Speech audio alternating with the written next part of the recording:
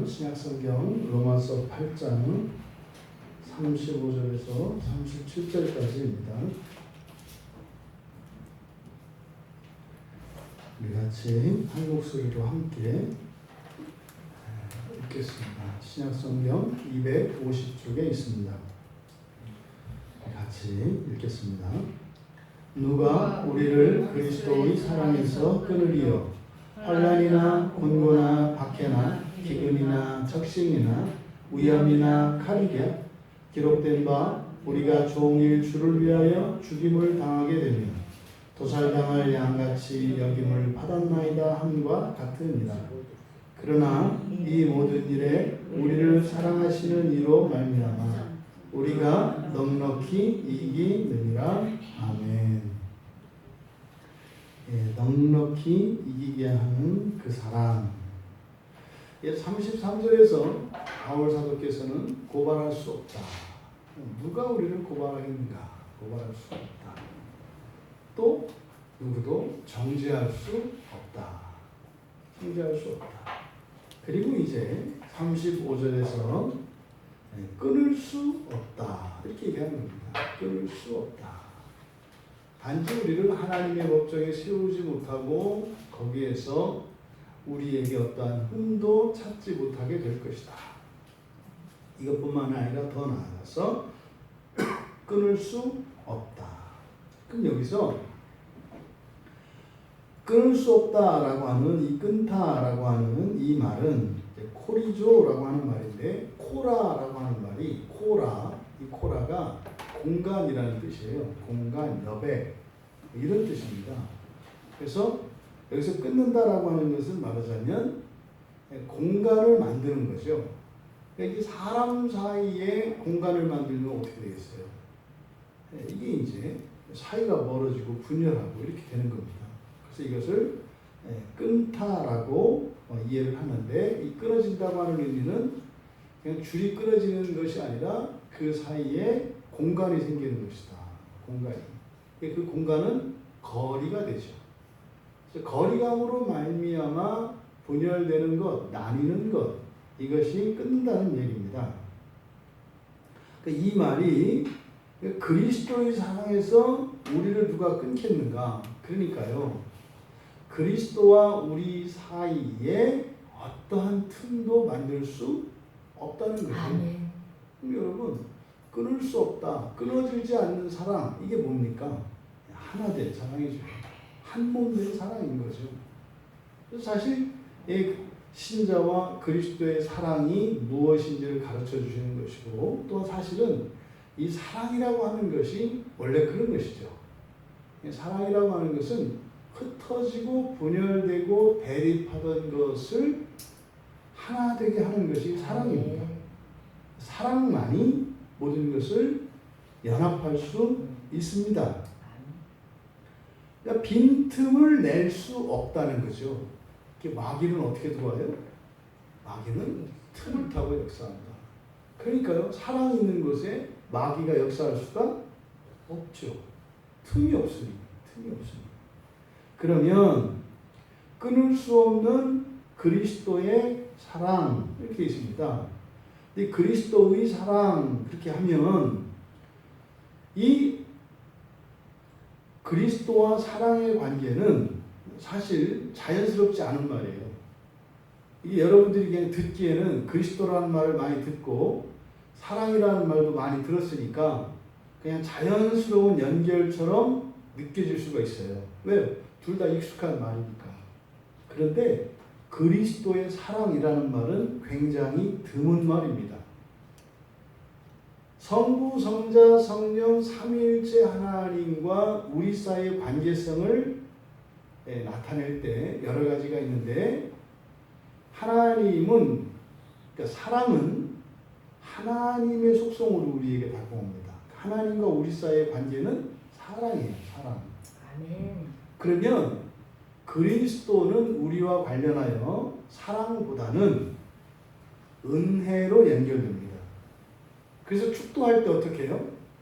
우리 주 예수 그리스도의 은혜와 하나님 아버지의 사랑. 그래서 신약 성경에서 이 사랑이라고 하는 것은 하나님 아버지와 관련되어서 주로 사용되는 속성이에요. 근데 여기서는 지금 그리스도의 사랑이라고 했다고요. 그러니까 이것은 매우 특별한 의도를 갖고 있고 아주 중요한 의미가 있다.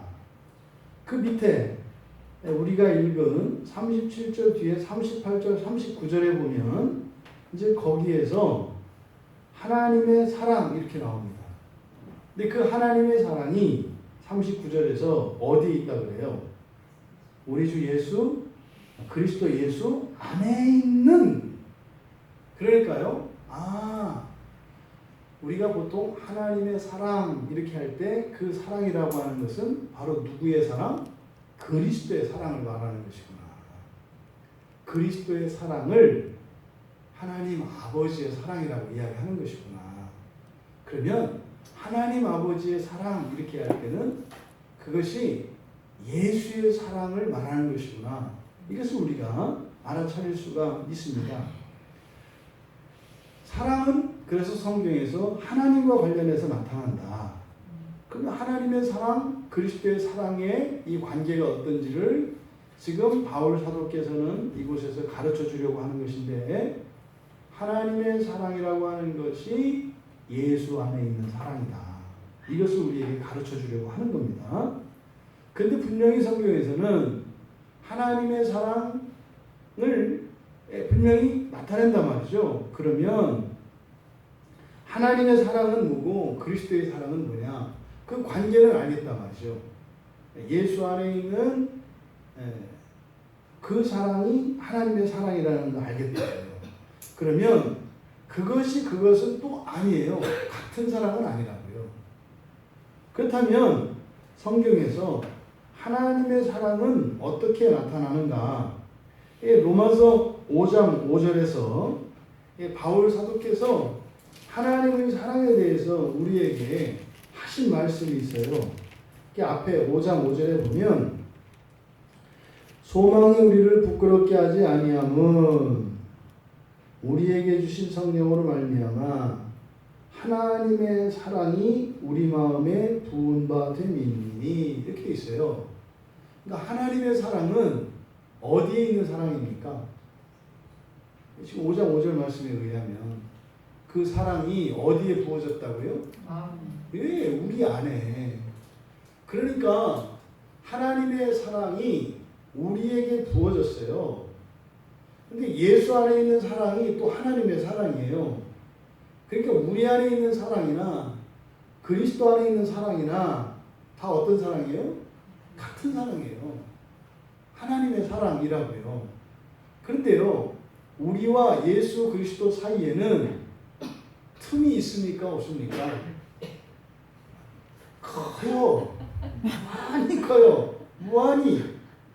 근데 지금 성경에서 뭐라고 이야기하냐면 그리스도의 사랑에서 끊을 수 없다고 이야기해요. 그러면 지금 우리 안에 있는 이 사랑과 예수 안에 있는 그 사랑이 무한히 멀다니까요. 근데 뭐 굳이 끊을 필요가 없어요. 끊는 게 아니라 우리는 지금 뭘 힘쓰고 있습니까? 그 만나서 연합되려고 힘쓰고 있잖아요. 근데 지금 바울 사도께서 이렇게 말씀하시는 이 얘기는 마치 현실을 제대로 모르는 것처럼 얘기한다 이 말이죠. 근데요, 바울 사도의 이 말씀은 하나님의 말씀이거든요. 그럼 여러분들이 떠올릴 수 있으셔야 돼요. 우리가 예수님과 무한히 먼 것도 있지만 또 한편으로는 뭐예요? 예수님하고 우리가 완전히 붙어 있는 것도 있구나. 그게 뭐예요? 사랑이란 말이에요. 이 사랑이라고 하는 것은 우리 안에 있는 그 사랑과 예수 그리스도 안에 있는 그 사랑이 똑같은 사랑이기 때문에 다른 인격 안에 그 사랑이 있지만 그 사랑으로 말미암아서 우리가 연합되는 것이다. 그리스도인은 그러니 하나님의 사랑이라고 하는 관점에서 그리스도인을 이야기할 때 뭐라고 우리가 얘기할 수 있겠습니까? 하나님의 사랑으로 하나 된 사람들이죠. 그러니까요, 어떤 행동에 따라서 사랑하느냐 안 하느냐가 아니라 예수 그리스도를 믿음으로 우리는 하나님의 그 사랑으로 말미암아 하나로 연합된 사람이라는 것을 알 수 있습니다. 근데 5장 5절에서 말씀하신 것처럼 하나님의 사랑은요, 우리의 마음에 부어진대요. 그러니까 하나님의 사랑은요, 우리의 마음에 부어지는데 하나님께서 무엇을 하시는 것이 아니라 어쨌든 성령으로 말미암아, 그러니까 성령의 역사를 하는 거예요. 성령으로 말미암아 우리에게 부어진대요. 그러니까 사랑의 원인은, 하나님의 사랑의 원인은 하나님께 있습니다. 근데 그 사랑을 받게 되는 우리는 그 사랑과는 전혀 무관해요. 이게 문제가 여기서 일어납니다. 여러분들이 아무것도 하지 않았을 때 어떤 일이 일어나면 그것을 여러분의 일로 받아들이기가 어렵다고요. 만약에 여러분이 오늘 저녁에 집에 가셨는데 여러분 집 그 거실 한가운데에 많은 금덩어리가 이렇게 있는 거예요. 사람은 아무도 없고. 그 여러분들이 야, 이거 내 거다 이 생각 안 한다 이 말이에요. 왜요? 나하고 전혀 관련이 없으니까. 그러면요, 여러분 안에 하나님의 사랑이 주어졌는데 성령께서 그렇게 갖다 놓으신 거예요. 여러분 안에. 그러니까요, 여러분 안에 있는 그 사랑이 하나님의 사랑인지 뭔지 알지를 못해요. 그것도 뭐요? 그게 하나님이 준 건지 내 건지 이것도 구분을 못한다고요. 그러니까 이 세상에 있는 모든 사랑은 하나님께서 성령을 통하여 주신 사랑이에요. 여러분, 사랑 이야기가 교회 안에만 있습니까? 교회 밖에도 있다고요. 그러면 그 사랑은 어디에서 온 사랑이에요? 하나님이 주신 사랑이라고요. 성령께서 가져다 주신 것이라고요. 심지어는 그 사랑이 하나님이 주신 것이라는 것을 아무도 모른다. 그러면 그리스도인은 누구겠어요? 그걸 아는 거죠. 아, 성경에 보니까 성령으로 말미암아 하나님의 사랑이 나에게 부어졌다. 그럼 내가 내 자식을 사랑하고, 내가 우리 부모님을 사랑하고, 내 형제자매를 사랑하고, 내 친구를 사랑하는 게 이게 하나님이 성령으로 말미암아 나한테 주신 것이라고? 뭐야? 그러면 나는 교회에 나오기 전에, 예수님을 믿기 전에도 나는 이미 누군가를 사랑하고 있었는데, 그러면은 내가 예수를 믿기 전에 이미 하나님이 나에게 사랑을 주셨다고? 이걸 깨닫게 되는 겁니다. 그러니까 믿음이라는 것이 내가 예수를 믿기로 한 그때부터 믿는 게 아니라 이미 나에 대한 하나님의 믿음은 이미 오래전부터 시작이 됐구나. 어린아이가 엄마 그 치마 붙잡고 못 떠나는 애들이 있어요. 어렸을 때 유난히 그런 애들이 있어요. 그렇죠? 뭐 살아있는 거야? 집착 아닙니까? 근데 그 안에 있는 그런 행동이 왜 있다고요? 하나님이 사랑을 넣어주셔서. 뭐 집에서 뭐 어떤 대상을 향하여, 무엇을 향하여 그런 사랑의 감정을 느낀다면 그 사랑은 하나님으로부터 주어진 것이다. 그래서 성경에 나타나는 하나님의 사랑은 그래서 우리가 알 수 없는 사랑이에요. 하나님의 사랑인지 알 수 없는 사랑이다. 그래서 뭐예요? 하나님이 사랑을 이미 주셨는데도 나는 예수 안 믿어. 나는 무신론자야. 이렇게 얘기한다고요. 그럼 네 안에 사랑이 왜 있어? 이거 하나님 거 아니야? 이렇게 얘기를 하는 거죠. 근데 성경은요, 사랑은 하나님이에요. 사랑은 없어요, 이 세상에. 이 세상의 것이 아니에요, 사랑은. 하나님으로부터 온 것이에요. 그러니까 그 사랑이 하나님의 절대 주권 안에 있는 것이고, 하나님이 아니고서는 사랑할 수 없는데, 무엇이든지 간에 어떤 대상을 향하여 사랑을 품고 있다면 그 사람은 이미 하나님께 사랑을 받은 사람 아닙니까? 그럼 이미 하나님이 그 사람을 믿고 있는 사람이다 이 말이에요. 그런데 지금 여기서 그리스도의 사랑을 거론하고 있는 것은 바로 알 수 없는 그 하나님의 사랑과 대조되는 사랑이라는 것을 가르쳐 주시려고 하는 거다. 그럼 결국 뭡니까?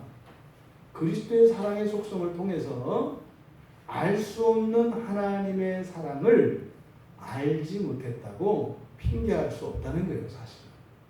바울 사도가 지금 말씀하려고 하는 의도는 바로 그것입니다. 그렇다면 그리스도의 사랑이라고 하는 표현이 성경에 그렇게 많이 나오지 않아요. 제가 이제 찾아본 바로는 3번 사용됩니다. 3번. 그리스도의 사랑. 이 사랑이 그리스도와 관련돼서 연결되어진 것이.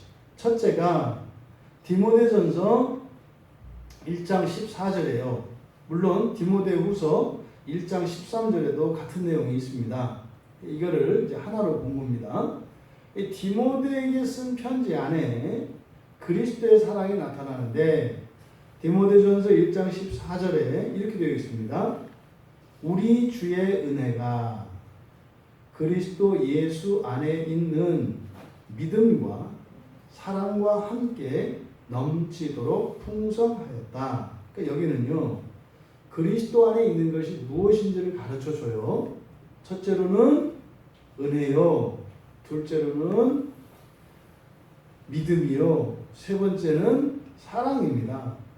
그래서 그리스도 안에 은혜도 있고 믿음도 있고 사랑도 있다.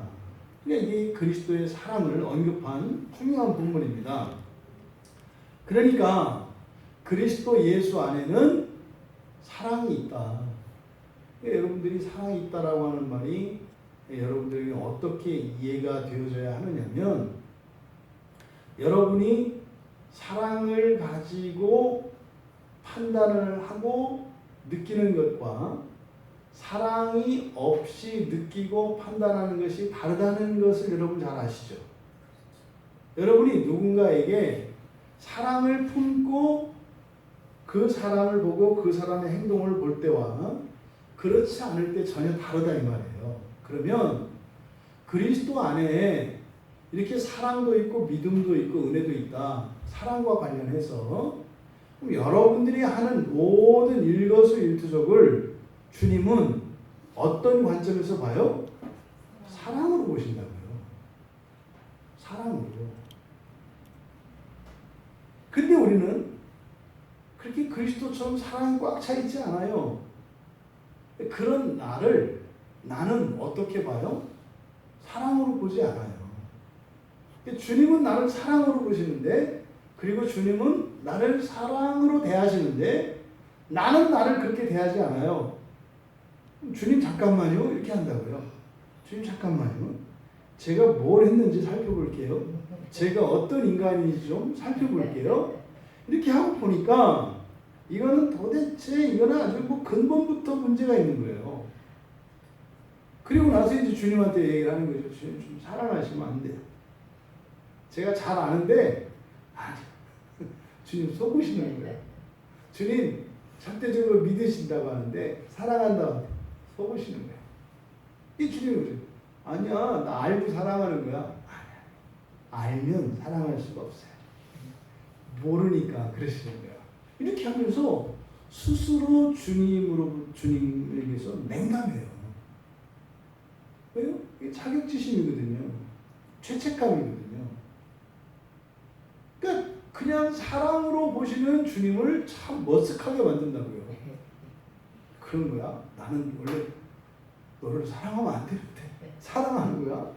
나는 다 아는데. 여러분, 주님 안에 사랑이 있다고 하는 이것은 늘 이 세상의 모든 사람들을 바라보시고 대하시는 관점이 사랑이시다라는 것을 잊지 마시기 바랍니다. 우리는 그게 잘 안 돼요. 특별한 몇몇 사람들, 그것도 이런 조건이 이런저런 조건이 갖추어질 때, 예? 뭐 그래도 뭐 최고로 살아가는 게 이제 갓난아기를 이렇게 품고 있는 엄마라고 그러는데, 아이고 낮밤이 바뀌어서 계속 물어봐요. 사랑하는 마음 드나? 별의별 생각 다 나요. 이게 견딜만 해야 또 사랑도 하는 거지. 그게 내가 생각하는 도를 넘어서게 되면 이제는 사랑은 없어지고 이상한 감정과 생각들이 막 드는 겁니다. 여러분, 주님은 그 안에 사랑으로 충만하십니다. 여러분을 향해서 사랑으로 주님께서 보시고, 여러분뿐만 아니라 여러분을 혹시 괴롭히고 힘들게 하는 그 누군가도 주님께서는 사랑으로 대하신다는 것을 기억하시기 바랍니다. 그러면 그리스도 안에 있는 그 사랑이 에베소서 3장 18절에 보면 그리스도의 사랑에 지식에 넘치는 그리스도의 사랑 이렇게 되어 있습니다. 한번 찾아가 보세요. 이 부분은 좀 같이 좀 봐야 되겠어요. 에베소서 3장 18절.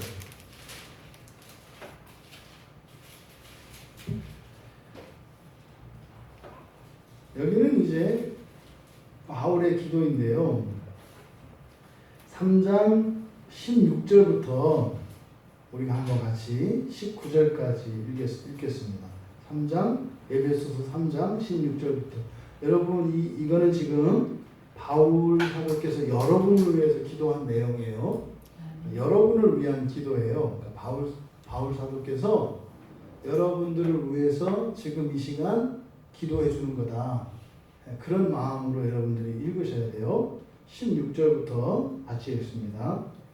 그의 영광의 풍성함을 따라 그의 성령으로 말미암아 너희 속사람을 능력으로 강건하게 하시오며 믿음으로 말미암아 그리스도께서 너희 마음에 계시게 하시옵고 너희가 사랑 가운데서 뿌리가 박히고 터가 굳어져서 능히 모든 성도와 함께 지식에 넘치는 그리스도의 사랑을 알고 그 너비와 길이와 높이와 깊이가 어떠함을 깨달아 하나님의 모든 충만하신 것으로 너희에게 충만하게 하시기를 구하노라.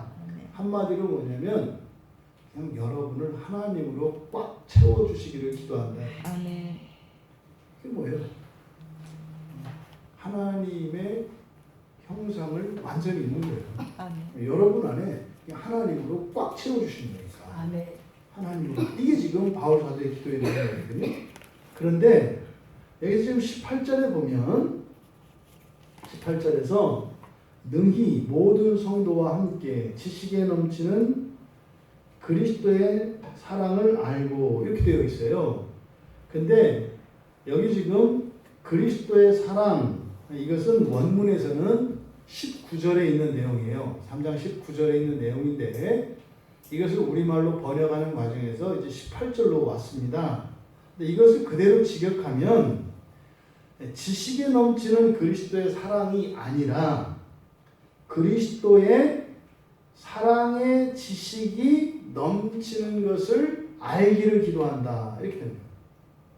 그리스도의 사랑의 지식이 넘치는 것을 알기를 원한다. 여기서는 사랑의 지식이 넘치는 것을 이렇게 얘기를 해요. 그러면 하나님의 사랑의 특성은 뭐라고요? 알 수 없는 사랑이에요. 우리가. 하나님이 우리에게 아무리 뭘 집어넣어놔도 우리는 알 수가 없어서 하나님을 인정할 수가 없고 하나님을 믿을 수가 없어요. 알 수 없으니까요. 그냥 전혀 하나님과 상관없는 것처럼 우리는 인식을 한다고요. 그래서요, 하나님을 믿을 수가 없어요.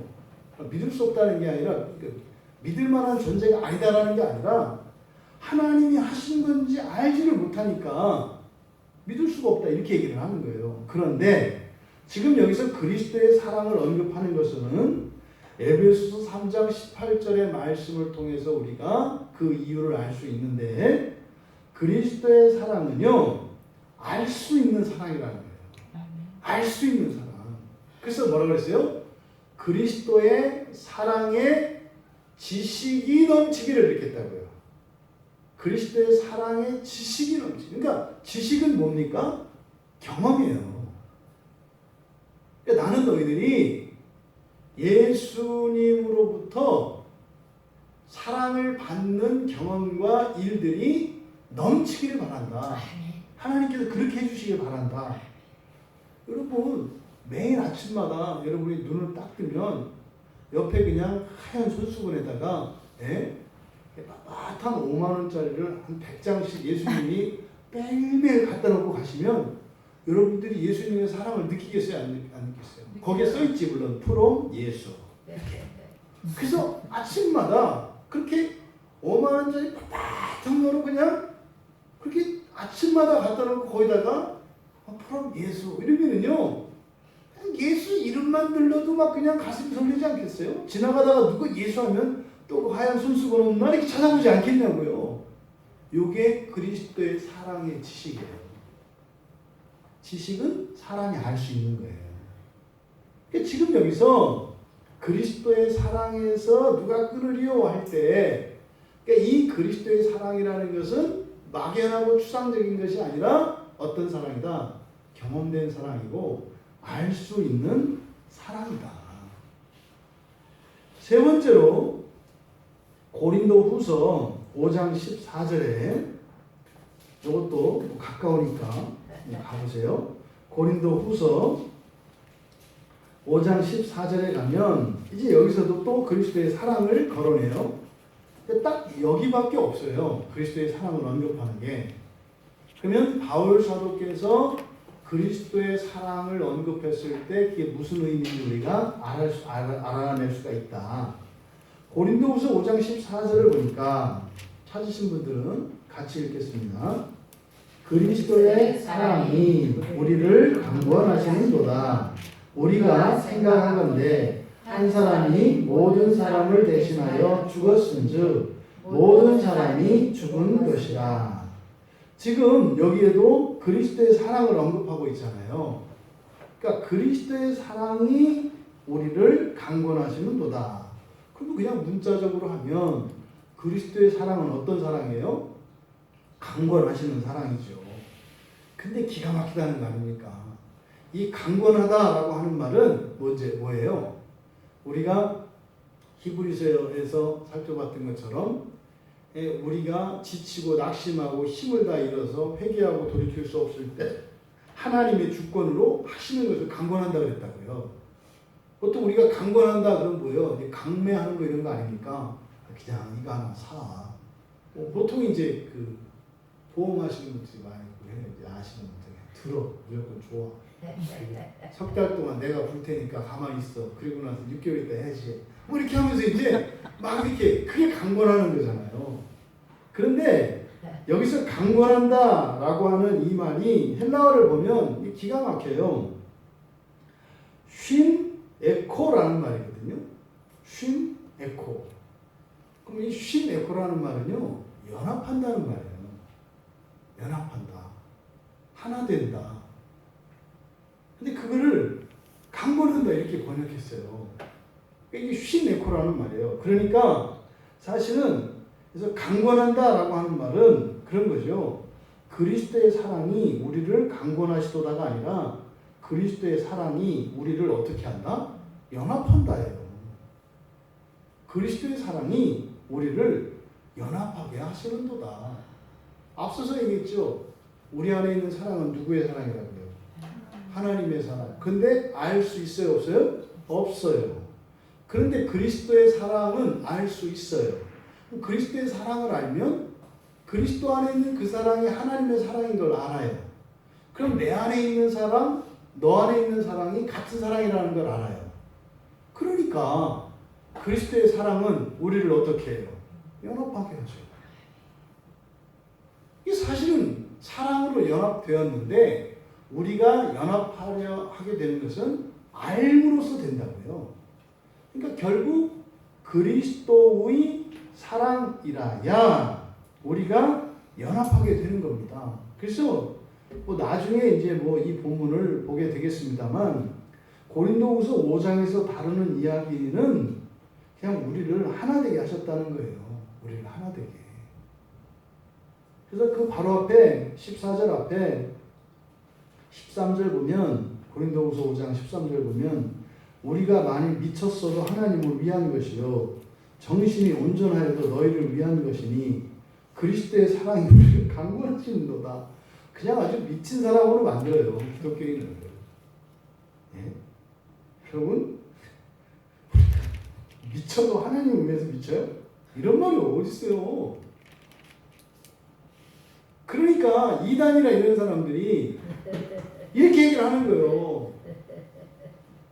여러분 우리가 거짓말하고 사기치고 이렇게 하지만 하나님을 위한 거예요. 여러분 하나님에게 쓸 수 있는 말이 있고 쓸 수 없는 말이 없어요.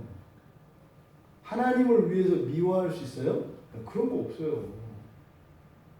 안 되는 거라고요. 그러니까 여기서 지금 우리가 만일 미쳤어도 하나님을 위한 것이요가 아니라 우리가 하나님께 완전히 미쳤다면 이거예요. 그러니까 하나님께 완전히 집중된 걸 말하는 거예요.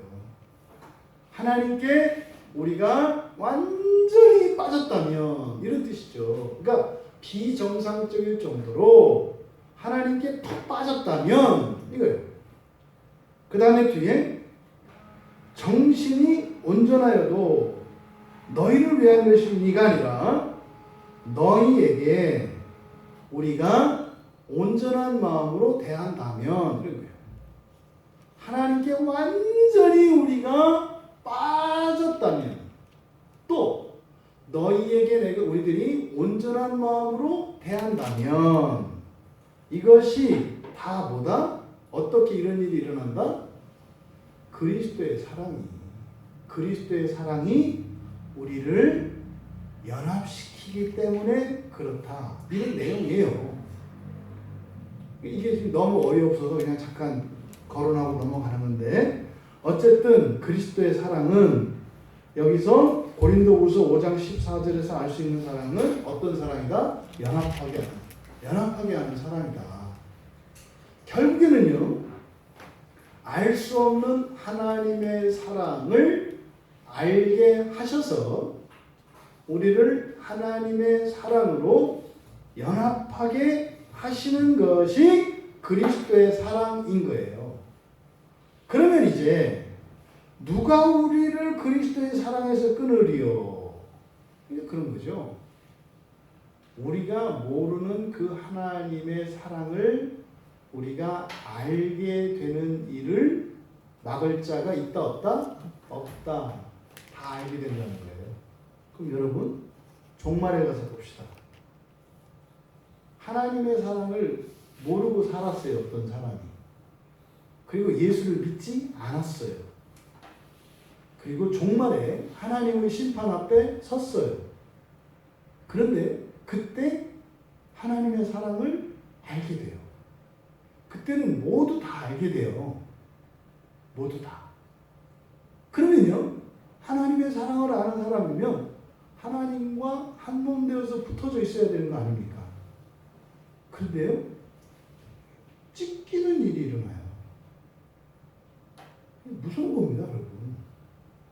지금은 하나님을, 예수를 믿지 않는 사람들은 하나님의 사랑을 모르니까 그냥 막 살죠.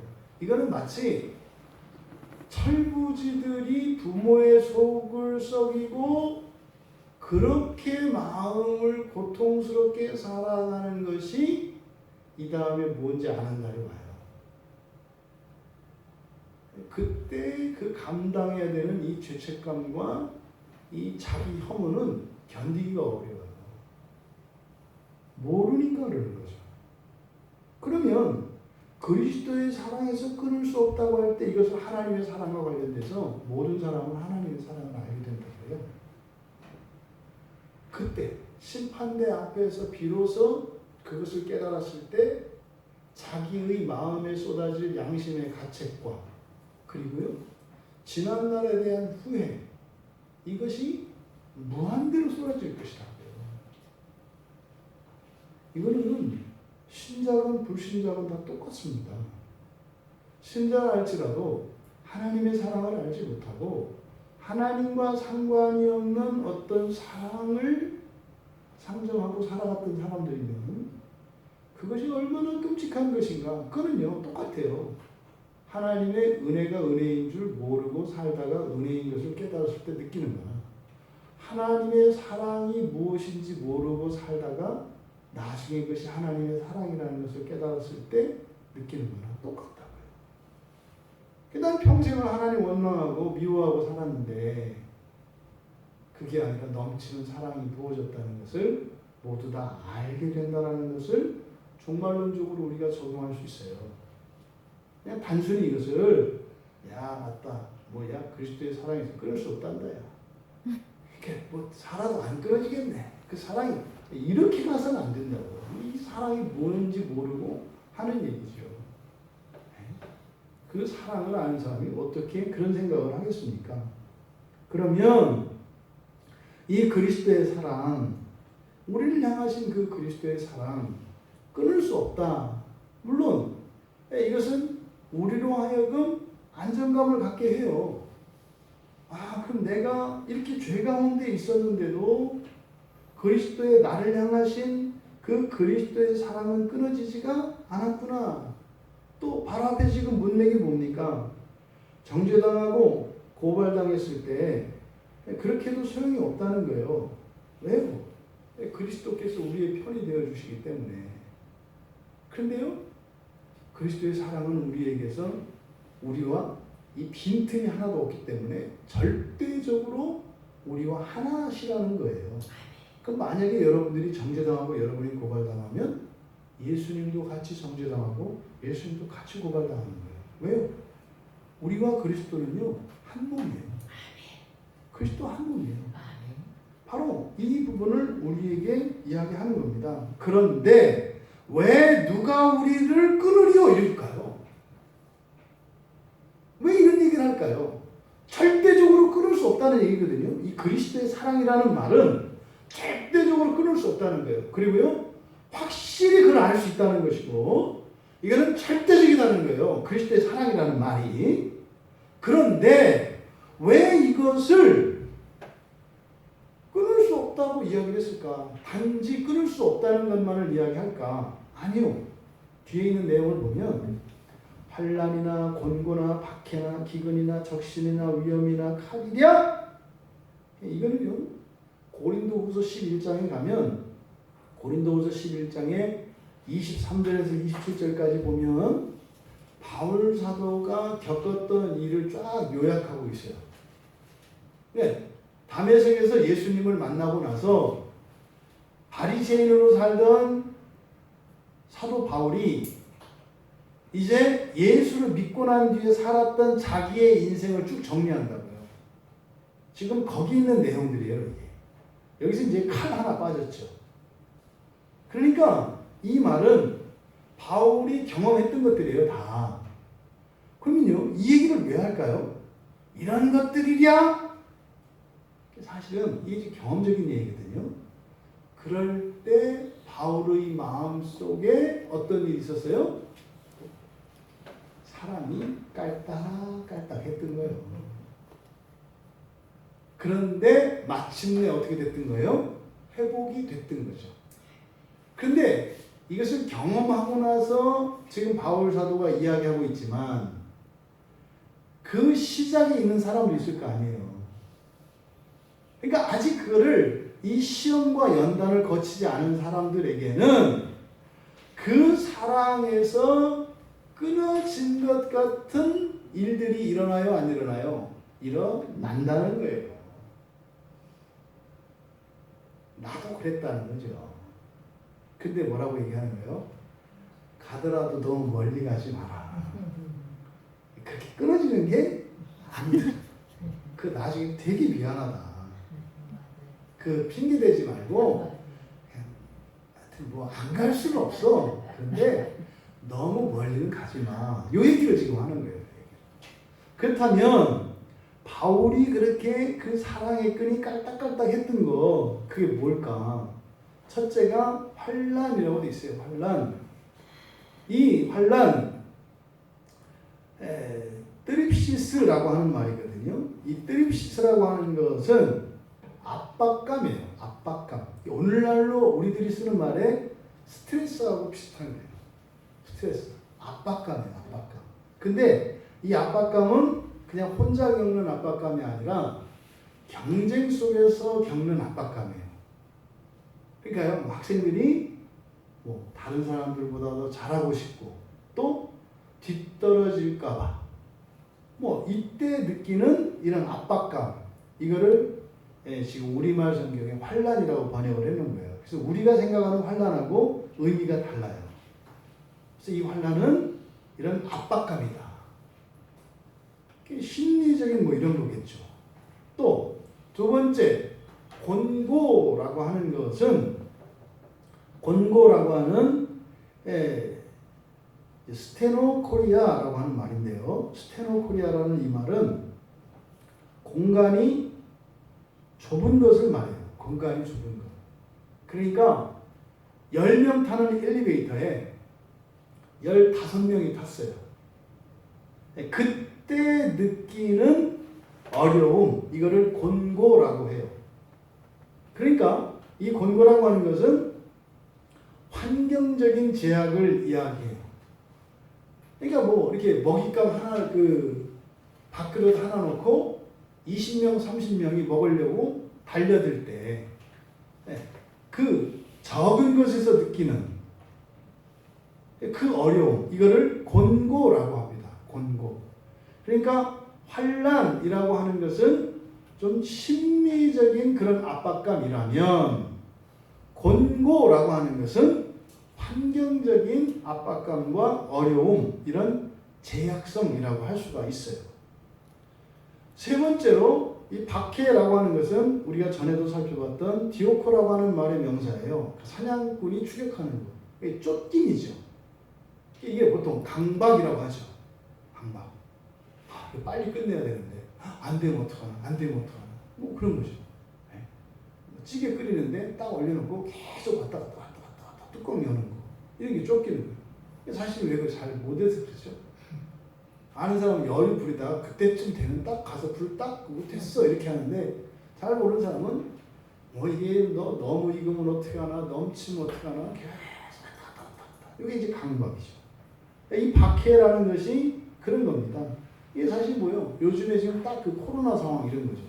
코로나를 놓고 보면 환난, 공고, 박해가 딱 나와요. 이 코로나를 놓고 봤을 때 환난이라고 할 때는 이제 뭡니까? 이게 이제 그 코로나에 그 안 걸리려고, 그걸 또 어떻게 해요? 뭐 하면 이제 눈치 보는 거. 이렇게 했을 때 또 뭐 하면은 또 뭐라고 하지 않을까, 뭐 하지 않을까. 이게 이제 환난이죠. 또 이제 뭐 이렇게 그렇게 예배를 드리면은 뭐 이렇게 폐쇄 조치한다, 뭐 이런 환경적인 어려움들, 이런 게 이제 곤고죠. 또 이제 박해는 뭐요? 이번 주에는 뭐 별일이 없어야 할 텐데, 뭐 할 텐데, 뭐 이런 거죠. 이게 지금 환난, 곤고, 박해에 대한 개념입니다. 네 번째로 기근. 기근은 그대로 배고픔이에요. 굶는 겁니다. 이게 기근이라고도 성경에서 번역되는데, 이것은 바울 사도의 경험을 나타내고 있기 때문에 실제로 뭐예요? 끼니를 제대로 먹지 못한 거예요. 그냥 말 그대로 배고픔입니다. 그럼요? 배고파지면 그런 생각이 든다는 거예요. 그리스도의 사랑을 만들고 그 그리스도의 사랑하고 그냥 갈비탕 한 그릇하고 바꿔 먹고 싶다, 뭐 이런 생각도 나는 거예요. 배가 고르면. 그리고 다섯 번째로 적신이라고 하는 것은 이게 벌거벗음이거든요. 아무것도 입지 않은 상태를 말합니다. 그러니까요, 이거는 수치와 관련돼요. 불명예나 치욕, 수치와 관련됩니다. 그런 거잖아요. 사람들 앞에서, 회사에서 뭐 누군가가 교회 다닌다고 했더니 막 망신을 당했어요. 뭐 지금도 막 교회 다녀? 이 코로나 상황에 또 뭐 그 예배 드렸어 안 드렸어 그랬더니 예배 드렸대요. 그랬더니 막 면담을 막 주는 거예요. 근데 그 옆에 있던 또 한 지체가 어떻게 하는 거예요? 그걸 보고 나는 안 드렸어. 뭐 이렇게 이제 가는 거죠. 왜요? 사람들 앞에서 이렇게 막 수치를 당하는 망신을 당하는 그 모습을 보니까 이게 오히려 내가 예수를 믿어서 나에게 유익이 되기보다는 사람들과 살아가는데 오히려 사람들에게 부끄러움을 당하게 되는 원인이 된단 말이죠. 이걸 말하는 거예요. 충분히 예상이 됩니다. 바울을 놀리고 이런 일들이 있었겠죠. 야, 네가 뭐 예수 믿고 사도인가 뭐 3도인가 5도인가 됐다 그러더니 참 꼴 좋다 뭐 이럴 때 옛날 같았으면 한 주먹거리도 안 되고 말랑말랑했던 것들이 이제는 뭐 아주 그냥 거드름을 피우면서 그렇게 할 때 잠깐 이런 생각들이 올라온다는 거죠. 이게 자신의 경험이라고요. 그 다음에 위험입니다. 위험이라고 하는 것은 위험 부담이죠. 그러니까 해를 입을 가능성이에요. 해를 입을 가능성. 할까 말까. 그 예를 들어서 뭐 집에서 예수 안 믿어요. 가족들이 안 믿어요. 나만 예수를 믿어요. 근데 가족에게 같이 교회 가자고 할까 말까. 이제 하면은 밥상이 뒤집힐 것 같아. 근데 날마다 아침 밥상을 차릴 때마다 그 생각을 해. 그럼 나와서 이제 항상 그럼 자매들 어디 간다고요? 설거지통 가가지고 이제 야 하다가 그릇 하나 깨야지 정신없죠.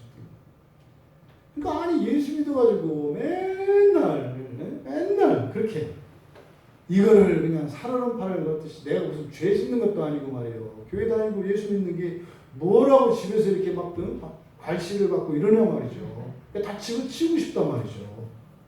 왜? 예수 믿는 일이 굉장히 위험한 일일 때 그렇다고요. 딱 코로나 상황에서 여러분 교회 오는 거예요 지금. 얘기는 하면 안 되겠다. 어떤 얘기 내가 예배 끝나고 하는 얘기 해줄게. 공개적으로 하면 선이 안 되는 얘기라서. 어쨌든 위험. 이것도 뭐예요? 그리스도의 사랑에서 우리를 멀어지게 하는 한 요인이 됐다는 거예요. 또 하나 이제 칼입니다. 여기 사용된 칼은 마카이라예요. 그러니까 로마 군병들이 사용하는 칼. 그 칼입니다. 양날 들리는 칼. 그러니까 이게 뭡니까? 1차적으로는 살해 위협이에요. 생명에 대한 위협. 그리고 심하게는 전쟁이겠죠. 이런 생명의 위협을 받을 때 그리스도의 사랑을 지키기가 쉽지 않다는 거예요. 사실 바울 사도가 여기서 거론한 이 7가지는 다 경험에 의한 것이고 말은 이것들이 끊겠느냐 했지만 이건 사실은 뭐예요? 지나고 난 뒤에 하는 얘기다. 지나고 난 뒤에. 그래서 사실 이건 뭡니까? 우리들에게 위험 요소들이에요. 이런 것들이 우리들에게 그리스도의 사랑을 포기하게 하는 위험 요소라는 것을 가르쳐 주는 거예요. 그런데 그렇다 하더라도 끊어진다 안 끊어진다? 안 끊어진다. 안 끊어진다. 그리고 나서 36절의 말씀은 시편 44편 22절의 인용입니다. 내용을 보니까 우리가 종일 주를 위하여, 그럼요, 주를 위하여 뒤에 나오는 내용은 좋은 일이어야 돼요? 안 좋은 일이어야 돼요? 좋은 일이어야 돼요. 주를 위하여. 근데 뒤에 나오는 얘기는 뭐예요? 죽임을 당하게 되며 도살당할 양같이 여김을 받아요. 여기서 도살당할 양은요, 재물이기보다는 잡아먹히는 양이에요. 먹잇감이 된다는 거예요. 주를 위하여, 이 위하여라는 말은 대신에라는 말도 돼요. 주님 대신에 죽임당하게 되고 도살당할 양같이 여김을 받았나이다 한과 같습니다. 여기서 지금 바울 사도가 시편 43편의 말씀을 인용한 것은 뭐냐면 경건하게, 그러니까요, 아주 착하게 성실하게 잘 살아가고자 하는 신자들도 세상에서는 어떻다? 고난과 위험이 있다는 사실이에요. 위에서 열거되어진 이런 7가지는 내가 예수를 잘 믿어서 이걸 피해야지 그런 게 아니라는 거예요. 이 세상에서는 경건하게 살고자 해도 신자들에게는 그런 것이 뒤따르게 되어 있다. 그러니까요, 신자들이 현실에서 그리스도의 사랑을 가지고 살아갈 때 희희낙낙하고 이런 낭만적인 삶을 살아가는 게 아니라 뭐라는 거예요?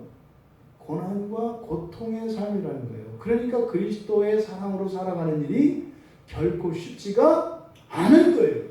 착각하지 말라는 거예요. 여러분들이 하나님을 사랑하고 그리스도를 사랑하며 살아가면 전능하신 하나님이 여러분에게 보호막을 딱 쳐줘서 어떤 가난이나 질병이나 질고나 환난이나 이런 것들이 여러분 인생에 범접하지 못하는 게 아니라는 거예요.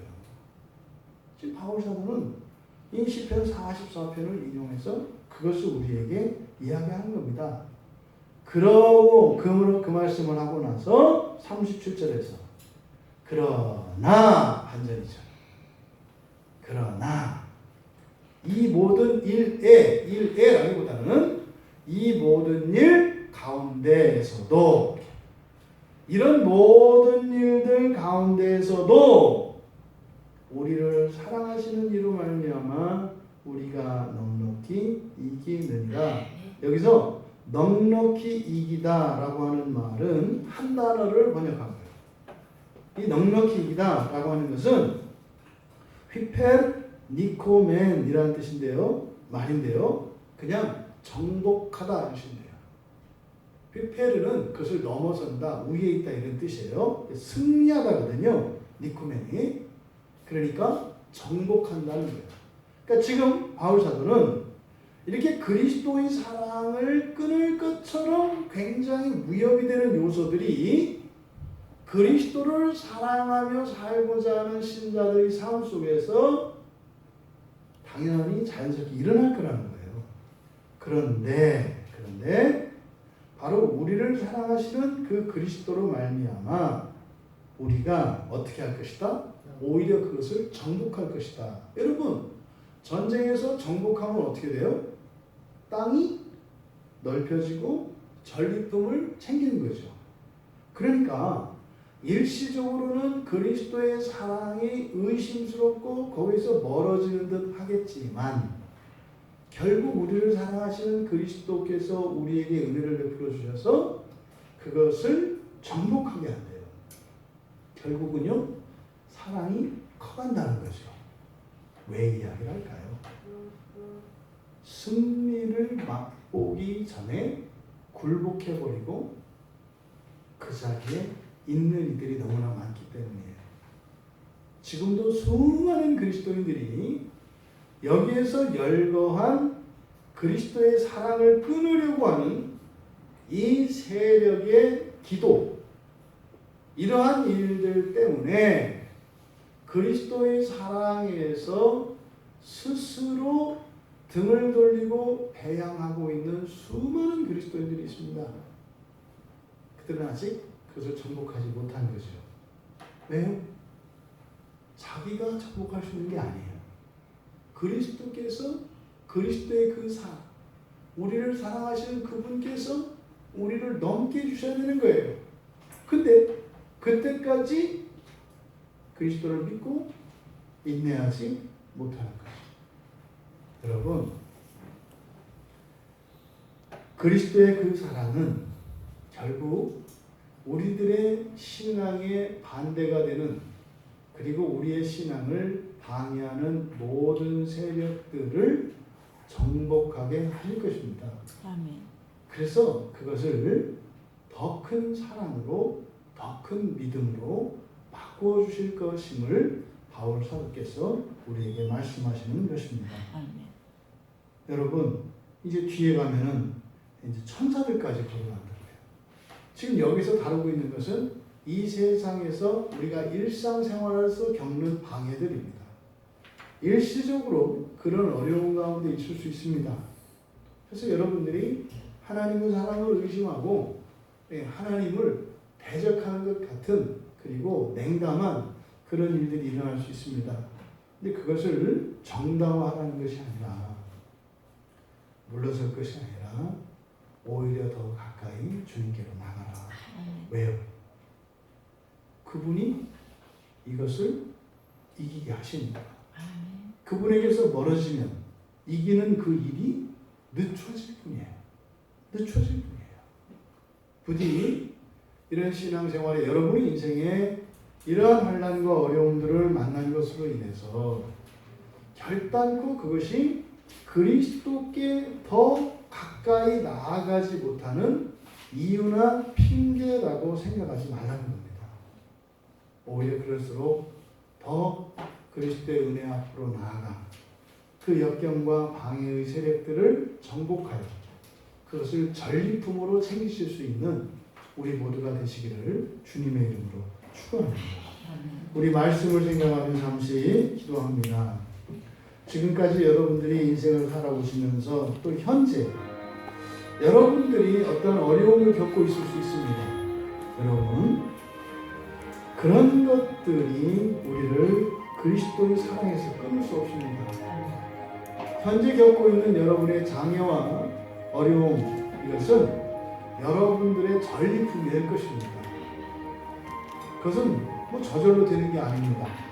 오히려 그럴수록 더욱 그리스도께 나아감으로 바로 정복하게 하시는 그리스도의 은혜를 믿는 것입니다. 하나님, 내 평생 사는 동안 내 인생에 이런저러한 방해물들이 그리스도의 사랑에서 나를 떼어놓으려고 할 때 오히려 더욱 힘을 내어 이를 악물고 눈물을 흘리며 그리스도의 사랑 앞으로 나아가게 하옵소서.